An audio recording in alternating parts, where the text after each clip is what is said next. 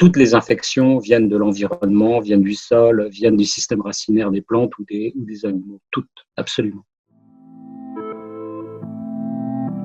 Des scientifiques de partout sur la planète affirment que la relation entre l'humain et son environnement serait en partie responsable de la propagation de certaines maladies, comme la COVID-19. On explore la question avec l'éco-épidémiologiste Jean-François Guégan. La recherche excessive de nouvelles terres pour planter du palmier à huile, par exemple en Indonésie, déforester l'Amazonie brésilienne pour le développement de la production de soja. Le même homme est en contact avec des micro-organismes naturels qu'abritent ces forêts. Et donc, dès lors, il est exposé à des nouveaux germes qui deviennent les maladies d'aujourd'hui et certainement.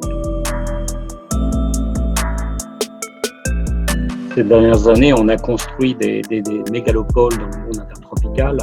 Vous avez aujourd'hui 20 villes de plus de 8 millions d'habitants. Il faut bien nourrir ces populations et donc dans les zones périurbaines, on a développé l'agriculture et l'élevage de porcs, de poulets, mais aussi de canards par exemple. Et ces zones périurbaines font la jonction entre la cité où vivent les populations humaines et la diversité biologique abritée par les forêts tropicales. Et donc vous engendrez là des ponts entre l'un et l'autre et donc vous favorisez les passages de micro-organismes à travers les systèmes d'élevage vers les populations humaines.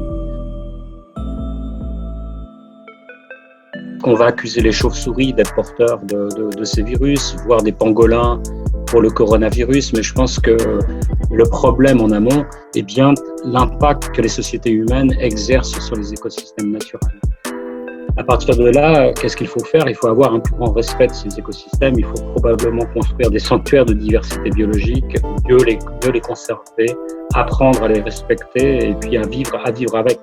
Autant de temps que l'homme recherchera à exploiter ces terres, à défricher, déforester les écosystèmes naturels, il est à risque de rencontrer de nouveaux agents infectieux et certains étant très mortels pour l'espèce humaine.